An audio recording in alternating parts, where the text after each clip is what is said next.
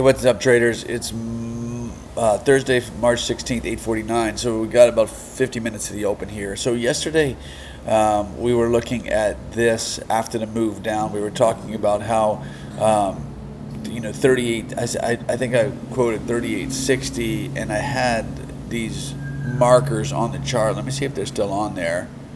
They are not. These markers on the chart, basically a little box. If you go back and watch yesterday's morning ideas, I put like a little box down here in the 38.60,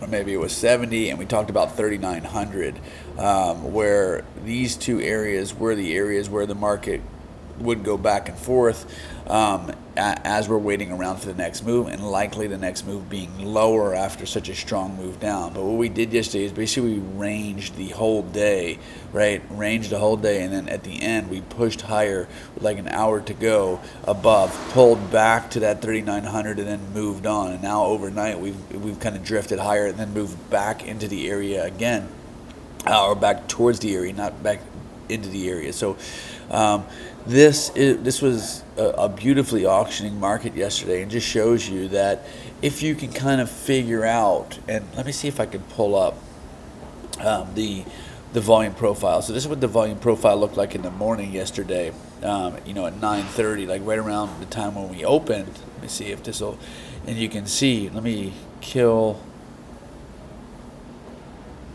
this one. Okay, so this is what the profile looked like, and when we said, when you see like beautiful balance like this on one end of the profile, it likely means that we're in like maybe a resting period, and you should not get caught chasing, right? Don't get caught chasing the market, trying to figure out where this guy is. Give me a second, guys. I'm trying to. There we go. You don't want to get caught chasing the market lower from the lows, thinking that it's going to continue, because the market is just in a resting period. We're just going back and forth, and finally we push out of that area above 3900, and then I wouldn't be surprised to see us coming back and revisit this area and then try lower today. I just don't know, but what this shows you is that when you're trying to chase an index around, it's never a good thing, because there's so many times during the day.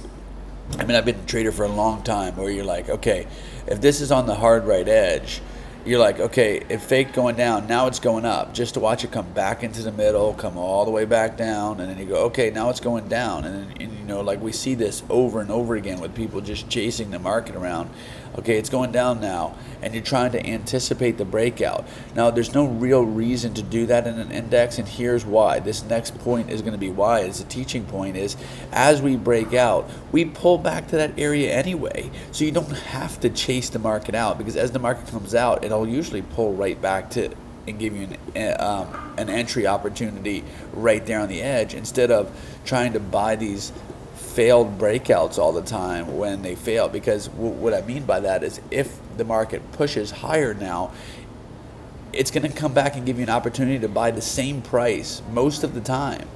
Buy the same price, and the more heavily we trade in an area, the more likely it is to pull back to that area, and you'll get an opportunity. So it's just an example of why I don't like buying breakouts in index products, because the market will revert back quite often. Okay, so if we're looking at today, that was just a little teaching point there. But if we're looking at today, and we look at big picture, look where we are. We're still kind of just stuck here, guys, in the middle of I would say it's in the middle of nowhere in this year-long balance. And the balance area is still really, really thick in the middle. We filled in a little bit up here. We're filling in down here.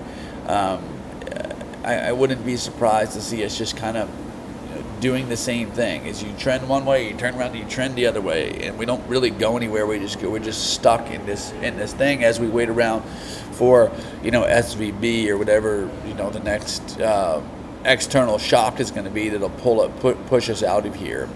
In the overnight session tonight, let me see, go back to the smaller picture, and I'm going to take away this guy that I just drew, and I'm going to turn on the profiles. Overnight, you can see that we have a bit of a weak high. The profile is kind of ugly, to be honest with you, a bit of a weak high. So I would say that more than likely that we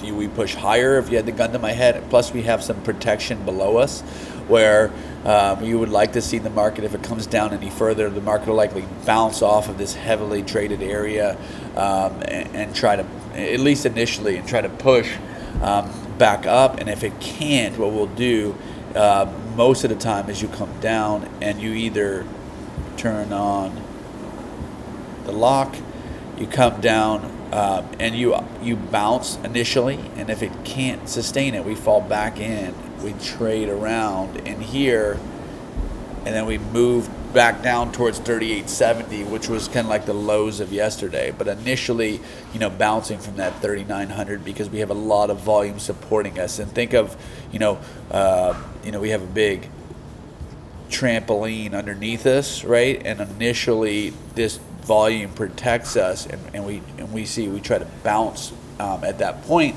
and if we can't sustain it, we fall back in, and then we trade over to the other side. So that's what I'm looking for today, guys. It is Thursday, March 16th. I'll get this over to you guys, and I will be back at the office tomorrow. So everybody take care, and we'll see you then.